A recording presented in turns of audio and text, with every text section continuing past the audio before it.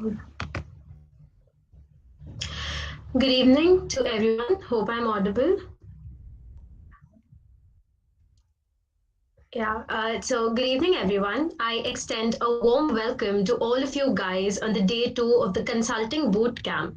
Today's session is going to revolve around profile building with respect to consulting. Today, we have with us Anuneet Soni, a fourth year right of Electronics and Instrumentation Engineering here at Pilani. She is an incoming associate at BCG. She has also been associated with Anthill Ventures as a VC fellow and was an intern at Samsung R&D. We are glad to have you here with us. We also have with us Siddhant Jain, a computer science graduate from Pilani. He is an ex-associate consultant from BCG, currently at Slice. He also About this session overall, this is just going to be limited to the resume shortlisting part and what you need to do to crack that step. As you guys would know, following a resume shortlisting, there is a buddy process and an interview process. That is something that we will not cover right now. The idea is to get a shortlist and hoping that this talk helps you get there. Yeah. Right. So we have structured this talk into two parts. The first one is going to be primarily around career choice. So I had to cater my decisions that I was making on college after that point to sort of nudge me towards what an ideal resume would look like for consulting. So this is particularly important for you guys, right? You should probably ask me questions, stop me, or we'll have a Q&A at the end. But this is the section you should primarily focus on because if you get this right, then the second step is pretty easy, right? It's just a matter of showcasing what you all have done in college. Yeah. Right. So broadly, what happens in a consulting resume shortlist is that we have four different categories of independent things or activities that you could have done and things that show up on a resume.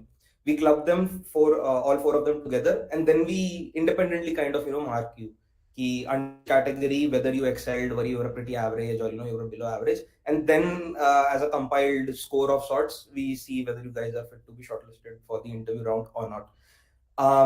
Before I get into these sections, right, I will tell you how do we even score a section, right? So it's pretty simple, right? There, in order of priority, there are three things that we look at. One, we need to simply see that you're smart, right? It doesn't matter what you did in college. It doesn't matter, whether the things you did were coherent or not. People tend to pursue anything they like in life. But whatever you decided to take up, were you good at it? Is excellence a trait that comes to you naturally? Were you willing to put in the hard work in terms of being an outlier in your chosen field? So being smart, knowing that you're smart, is one lens to take. The second lens that we take after that is, would you be a good fit for consulting, right? So this is where we kind of try and glean off skills that would be relevant. So for example, problem solving, having soft skills, being able to work in a team. So these are the secondary things that we look for. So for example, I might have been a costan, right? So what that would have told me, okay, this guy was probably smart. That is why he was able to land that POR, because it's very competitive. And second, being a costan means that he probably had really good people skills and soft skills, right? Because you need to think on your feet. So all of these two boxes are ticked, right? The moment I see that on a resume. And then finally, and the least important factor is interest, right? That would you be interested if we even offer you. So this is where relevance comes in, right? So if I am part of a consulting club, or if I have done the finance club, or in general shown that I am interested in the business side of things, so that is where these things come through. So in order of priority, you need to prove that you're smart. You need to prove that the skills that you used to excel in your field are kind of relevant to consulting. And third, you would probably be interested in a job like consulting, right? You would not quit 6 months later. So, so that is it. So with these three lenses in mind, right, now I'll go into the categories. So the first category is obviously academics, and it's pretty obvious that the only box you can tick here is the smartness one, right? At the competitive internship, right? So it's either a big brand company that takes only selectively few number of people, or it was some company that does not take undergrad interns as a rule, and you were able to hustle your way through.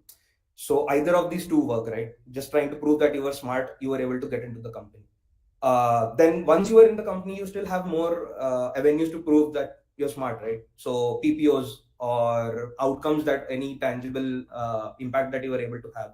So for example, if you end up in a VC firm, right, so you could tell that you're part of a number of deals, or you source so many companies, or you were able to generate some tangible impact while there, right? And it was just not limited to you cracking the company.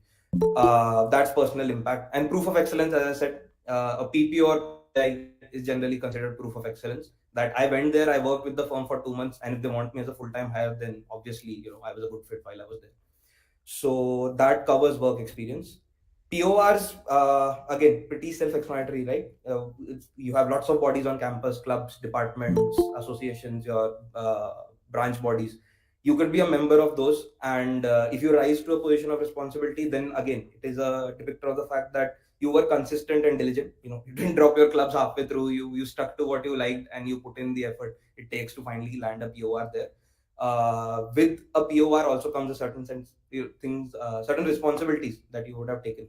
So being taking them on and delivering them again shows you the skills that you would have to be a good consultant, right? You dealt with people, you solved problems on a day-to-day basis. So that is again for PORs.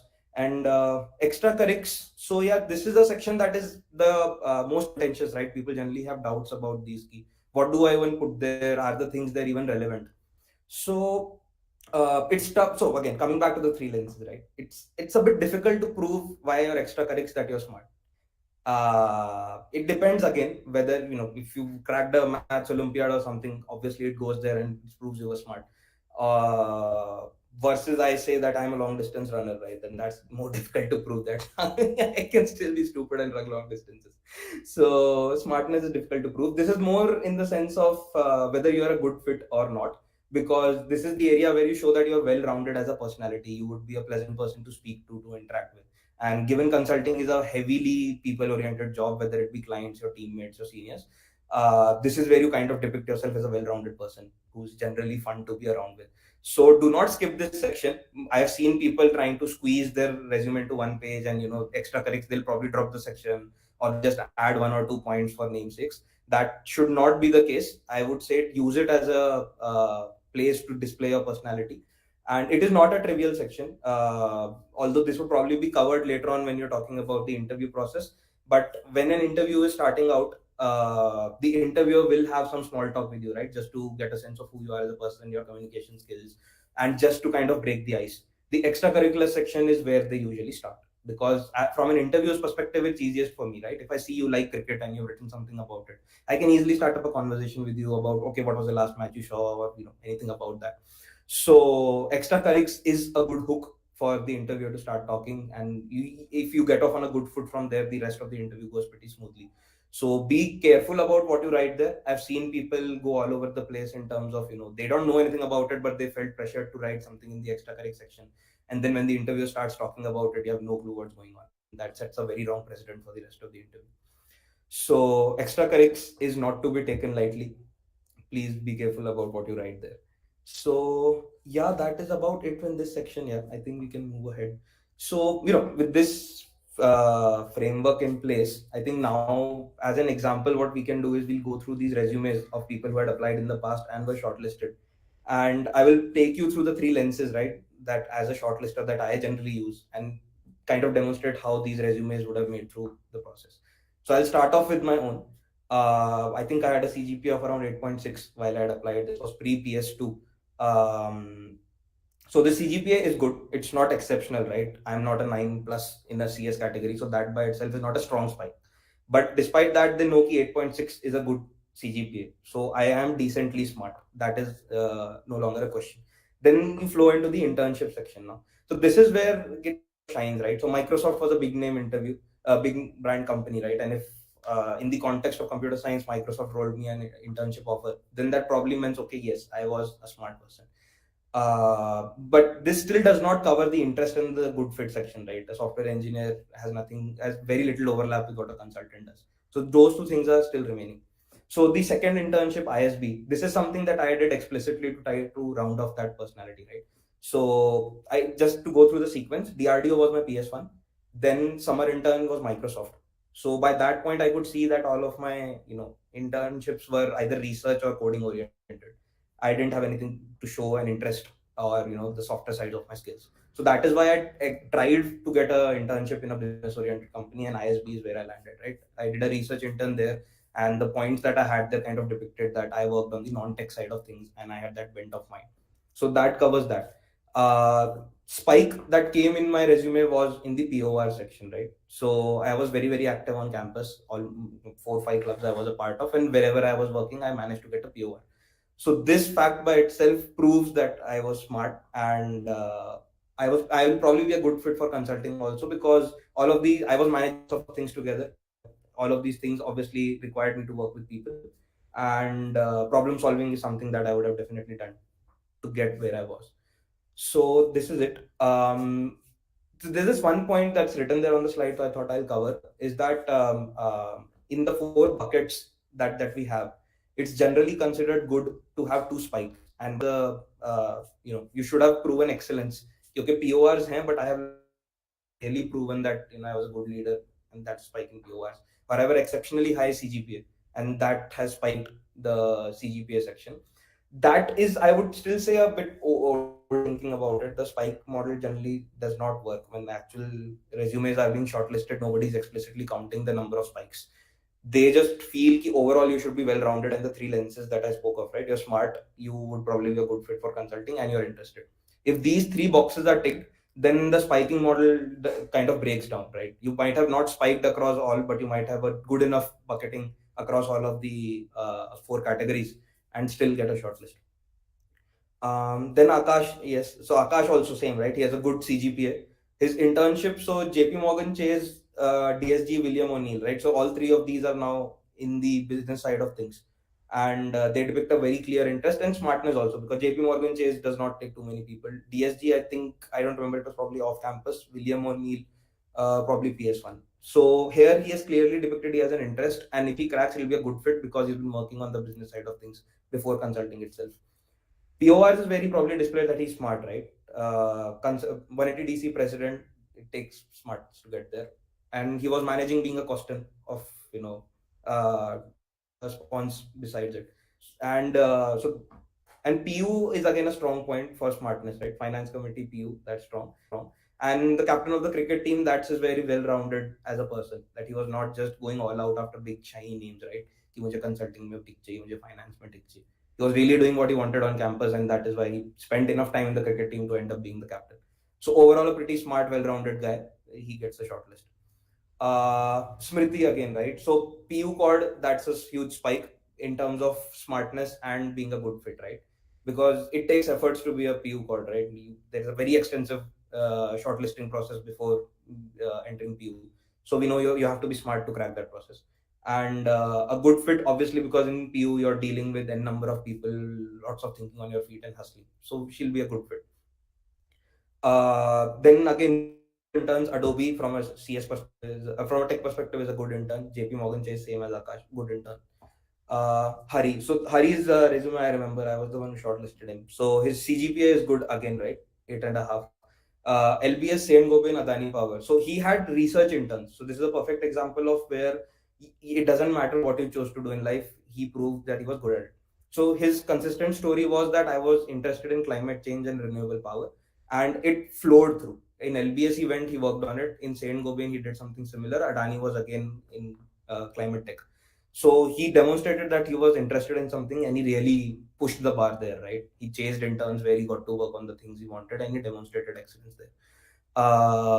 POR's campus senator is again a good POR to have, because the selection process is pretty extensive. So you have to be pretty smart to get through.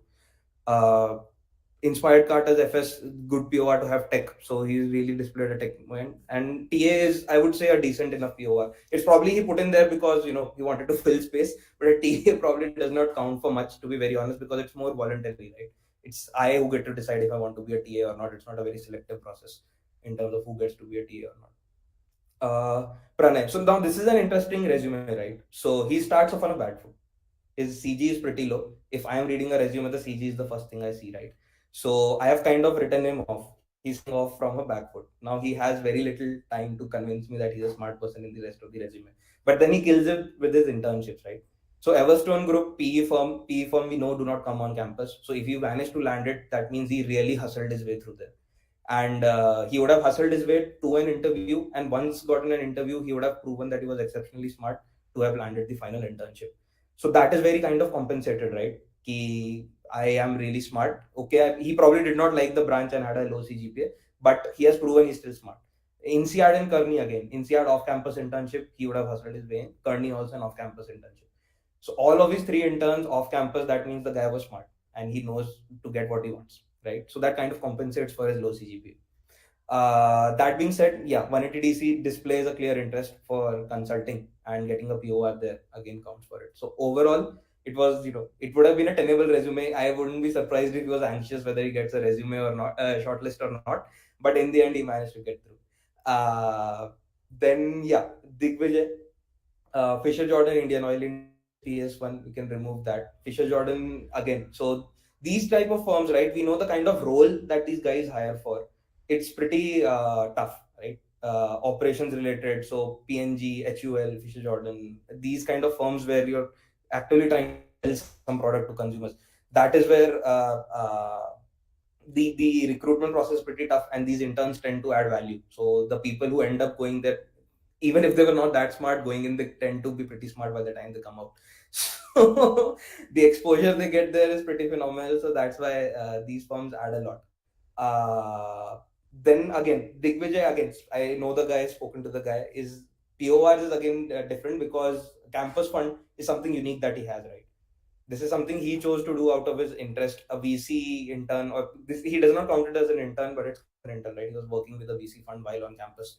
Uh, the kind of experience he get or the hustle he would have to do to do that, get there, is good.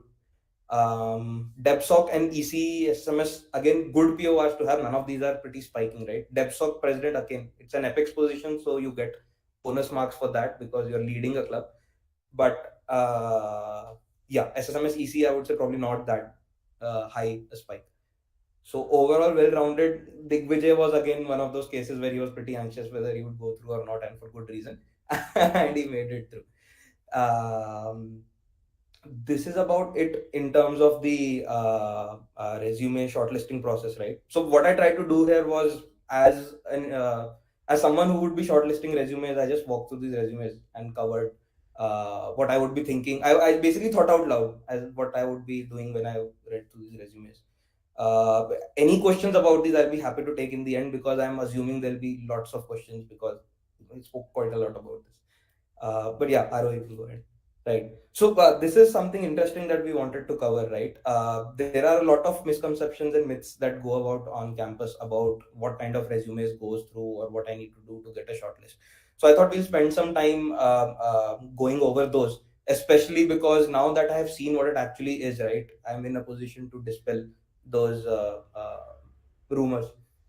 So the first one is the CGPA doesn't matter if I have a killer profile. This is, I would say, not true.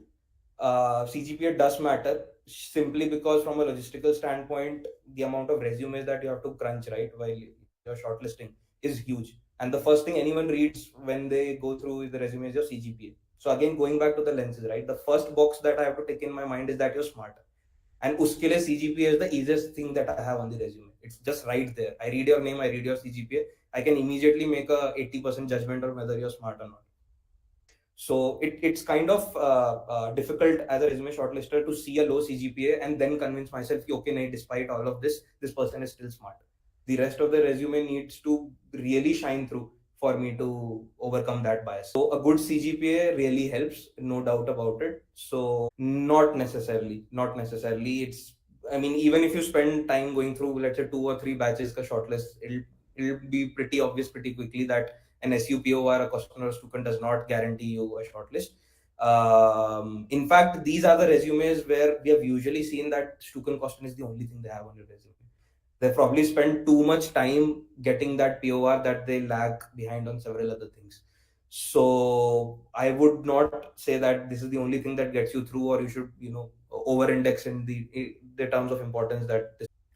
Third one, I need to get internship at big brands. Not necessarily. We saw example, right? So any internship that so basically internships, there are again 2 factors that you can prove how you're smart or not. One, by landing that internship itself. So off-campus interns count big in that aspect, right? Because nobody easily gave you an interview to even get through. You had to fight your way there. So internships in brands that come outside campus, even if they're not big, those count. And even if, let's say, lots of people are now startups on their resumes, right, as interns.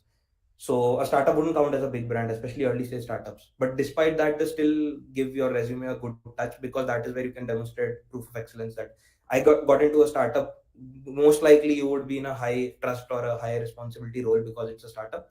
And there you really have an opportunity to shine through in terms of the impact you were able to deliver. So big brands are not necessary.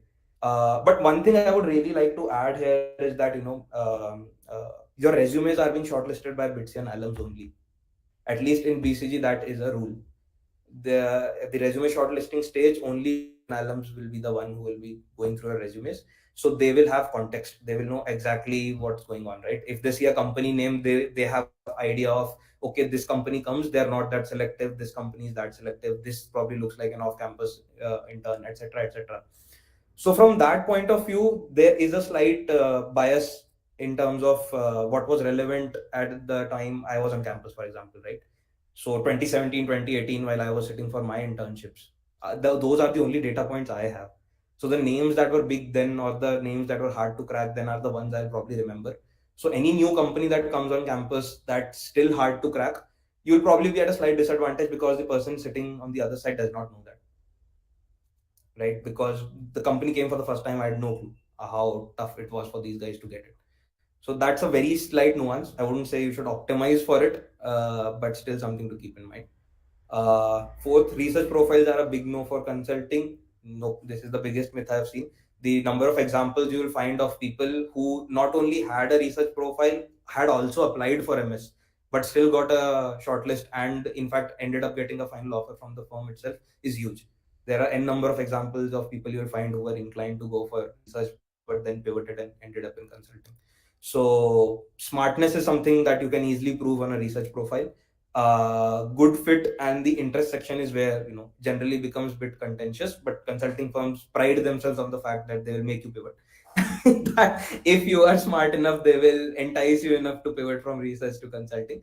So that is a myth. Research profiles are fine. And fifth, I need to be part of a consultancy club or have consulting interns shortlisted. No, not at all. The interest is the last thing that I'm looking at when I'm looking shortlisting a resume. You need to convince me you're smart and that you'll probably be a good fit. Whether you're interested in consulting to begin with or not is the last thing that I will be looking at. So I hope this helps. Now that you know what kind of things you need to gun for and have ready to be put on your resume, I think Anunit will now take you through on how do you actually put those things on your resume so that nothing gets lost in translation. So over to you, Anunit. Thank you so much. Right, so we'll be taking up the second section, which is actually crafting the resume. So you have all of the data, you've sort of prioritized, and you know what you want to put on that one pager.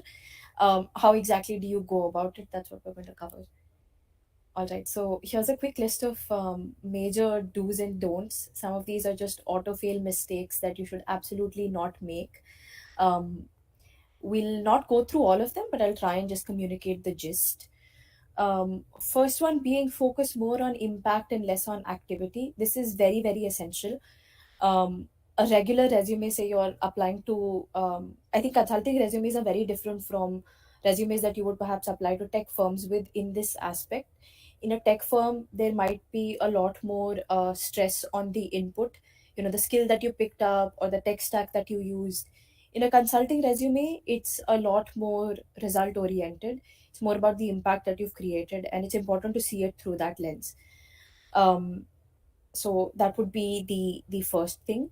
Your inputs do not matter as long as you're not able to get a meaningful output out of it. Here, like the myth that Siddhant just busted, it's not important that you have had to have consulting interns in the past. You can have very, very technical interns, but you can still reframe the work in a way that it becomes relevant to the consulting firm that you're applying to. It's essential to demonstrate balance.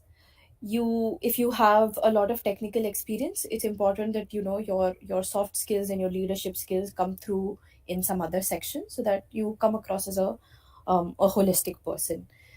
You want to prioritize the points. If you feel like they're sort of harping on the same note, only put one of them, and then move on to something else. um, Across the board, you want to demonstrate evolution, you want to demonstrate progress, even chronologically, what you were doing in your first year compared to what you're doing in your last year.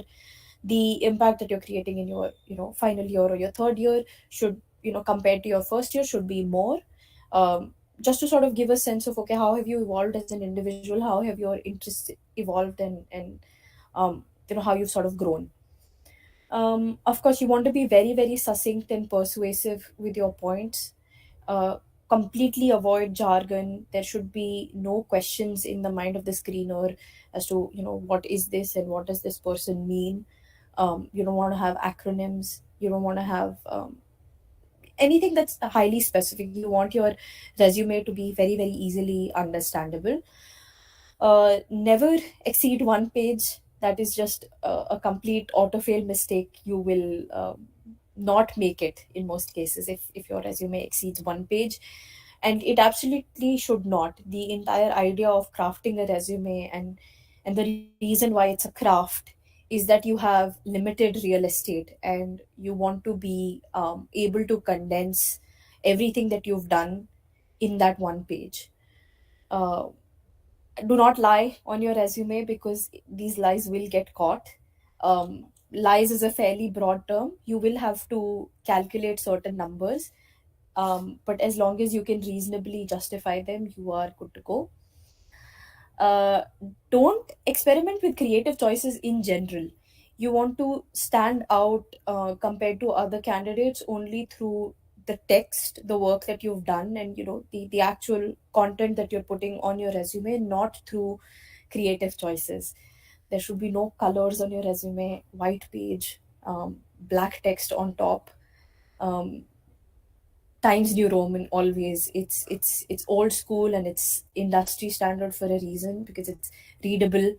And yeah, if it ain't broke, don't fix it. uh, do not have spelling errors at all. They are a real sore point, and they will stand out to someone who's just skimming. I think Siddhant can validate to this. The screeners room, the climate in the screeners room, you have overworked consultants that are doing this above and beyond their everyday job. You will have 30 seconds to impress them. If you have spelling errors, or you're trying to weave some very complex narrative, it will not work. um, don't make generic statements. Don't be vague as a thumb rule. Be very, very specific. Back up your claims with facts and data.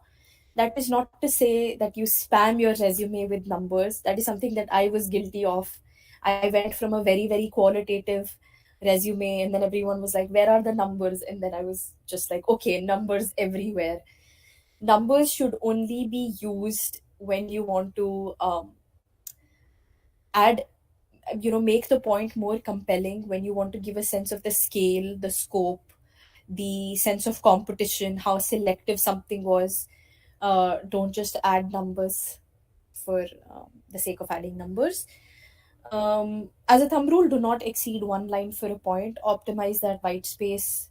You shouldn't have half line points, because that means there isn't enough content. If you're not able to fit it in one line, there is most likely something that can be removed and edited. So limit yourself to one point.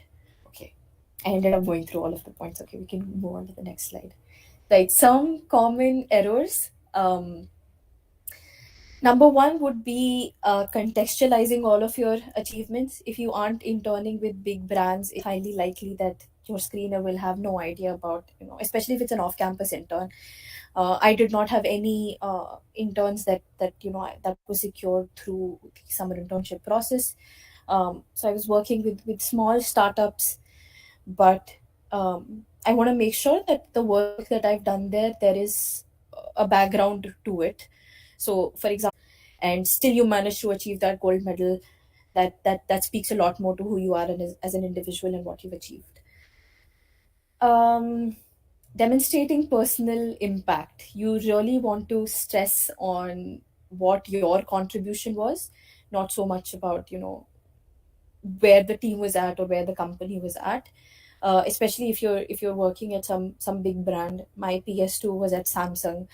Samsung's achieving crazy things every day, but that does not um, speak to what I've done there, and that should not be on my resume if there's nothing that I've contributed to the work. So I'm going to stick to exactly what I've done and what business impact has come directly out of it. uh, how do you quantify your impact? I think this is something that Siddhant can also probably add to. A lot of the times people will say, okay, I did this work in my PS1.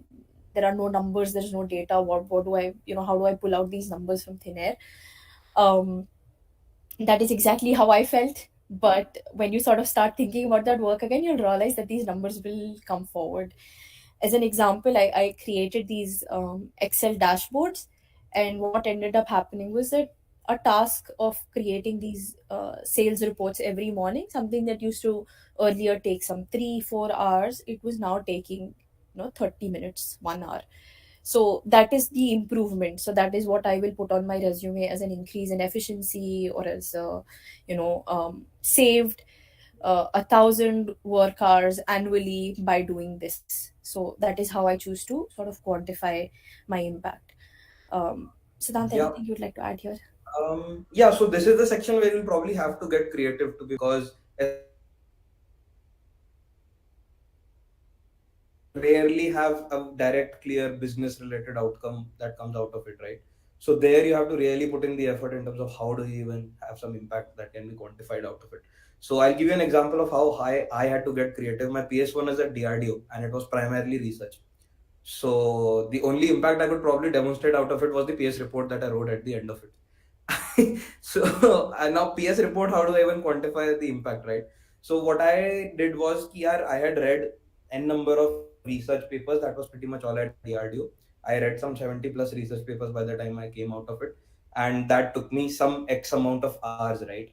And so I basically claimed that the research report the PS report that I written at the end of it would save the X amount of hours that someone would have to read through and get to the same point by just reading this report where I've compiled the summary of or the useful aspects of these reports that I read. So, but the reason the way I portrayed it was that I reduced the onboarding time for someone who's ramping up on missile systems by 80% because that's it. Onboarding time was reduced by a report that I wrote because that document helps save someone the 80 plus reports that they would have to read by just condensing it into one. So that is an example of how creative you might have to be in terms of coming up with numbers. But okay, this is again, you need to be smart and draw the line somewhere. You do not need to go overboard. Ki yaar, quantify hi karna hai. That's the only way I can show. So I will be extra creative. So in my Microsoft interns, I didn't have any way to quantify it because we built some POC around browser retention, and there was no way I could have quantified. So that is where I stuck to plain qualitative gyan about what I did. I probably spoke about that it was a new thing that we tried out. We tried out new technologies that the team didn't know to begin with. It was we who tested it out or something along that sort. So qualitatively, I was trying to justify the impact that I delivered. I did not go overboard and try to come up with a number for it. So numbers are not needed. Numbers help, but beyond the point, stick to qualitative explanation of the impact you came up with. Right here, I just want to add one more example from my PS1. DRDO, I would say, is still at least recognizable as a name. My PS1, I was tasked with the um, I had to create this list of so I was working with a tech startup, and they were sort of working on their marketing campaign, and they wanted to team up with a bunch of influencers that could market their service. And that was my task. I had to create an Excel sheet with just a list of influencers.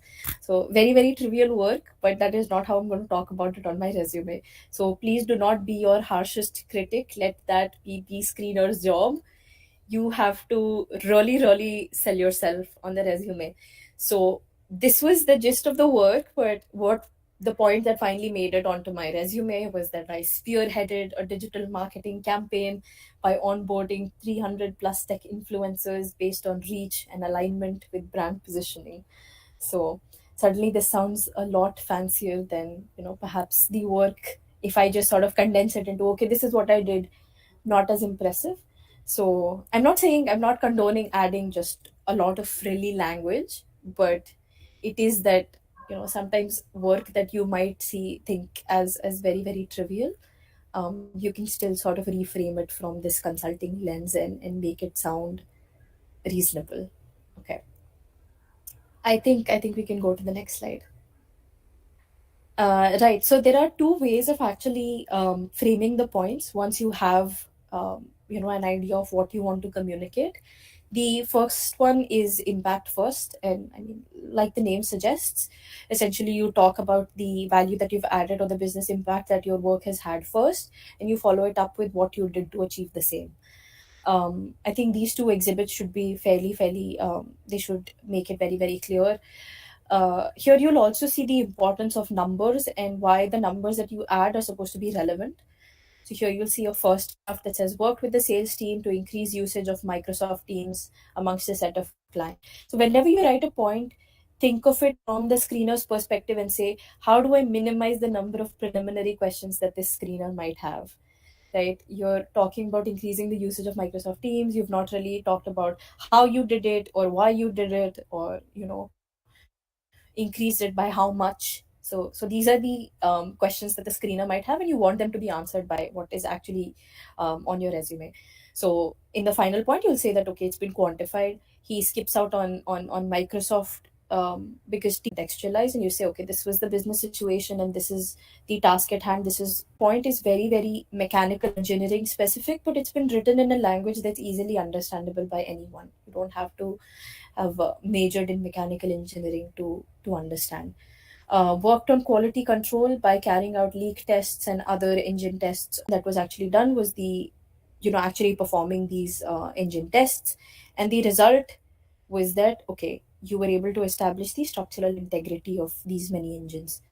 So that is the idea. You sort of structure it, and you use this star framework as a checklist that, okay, I've contextualized the work, I've talked about what I did, and I've talked about the impact that was created. Okay, I think we can move forward. Right, I'll pass it back to Siddhant. Any personal examples you'd like to add in here? Right, no. So yeah. So I thought I'll just use this time to go over my experience of your resumes will only be screened by Bitsi and alums.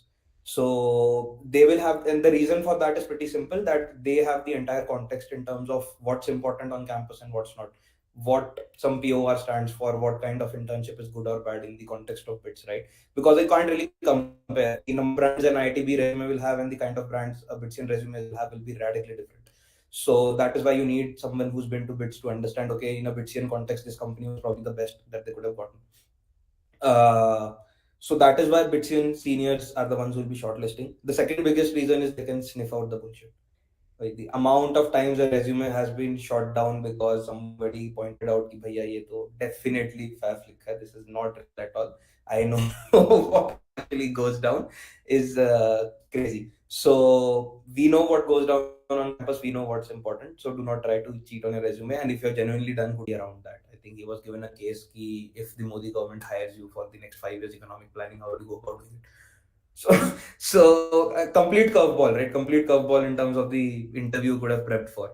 But that does happen. So do not sabotage yourself by being too creative in terms of your resume, because people will expect you to know the things you have claimed.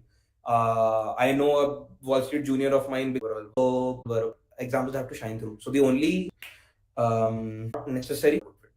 So in the same section itself. So that is there. And PS2 interns, right? If you have a high CGPA, you will have a good PS2 on your resume. So I do not get any new information as someone who's screening your resume. Do winning case competitions add a spike? Yes, case competitions help. So in my resume, the extracurricular sections were primarily those. I had one a hackathon that was there, and I had one two case competitions. Those were there. Again, but case competitions, they're not that easy to convince smartness via that, right? Because the number of case competitions that are well known to a screener are pretty less. Uh, if I were to ask you which is the best case competition in the world, you will have no answer for it, right? So there is no easy way for me to figure out, acha, ये case competition कितना tough था, or was that guy really smart being able to crack it. So smartness is a bit difficult to prove. Being a good fit and an interest is something that you can prove in your extracurriculars by a case competition. So I would not say it's the top point in your resume, but it is a good to have. And it's not a make or break factor. If you do not have anything consulting case related on your resume, that's still fine. Okay, so the problem with big firms is that intrinsic impact is much lesser than what you do in startups. So, as a person who is screening resumes, can we assume that for you, value is more important than the big brand name? So there are two things, yeah. If I have to be convinced that you're smart, right? The fact that you were able to land that big brand by itself generally is enough for me. Because I know if a D shop comes, they hire only 4 people out of campus. Then the fact that you got into D shop proves you were smart. I will probably not bother too much about what you did at D shop. So a big brand, the name itself solves for it. It's so the fact that I had a Microsoft PPO after I got the internship was something that I could use as a selling point. Uh, and a small trick that you can use in big brands to demonstrate that value is that एक बारी के लिए भूल जाओ that it's a big brand company. Just narrow down to your context that the team that I was working in or the vertical that I was working in, what was it that they were doing. In that context, it will be much easier for you to find examples of how what you did created value. Overall company के case में, yes, you are a pretty insignificant cog in the wheel. Spent some time talking about a friend of mine who landed, well, he ended up with the BCG shortlist also, and he was a master, at least who I would consider as a master for off-campus interns. So the process, what he would do is, one, I would recommend you start off with some goal in mind, right? Do not think कि भाई off-campus intern मतलब all over the place. नहीं, you fix it. It can be a context of an industry. So what he did was, यार, I want to try investment banking. I need an investment banking intern. Investment banking happens only off campus, so off campus is the way to go. So he narrowed it down. As a randomly off campus nahi dhoond raha, he knows ki investment banking is what he wants to do.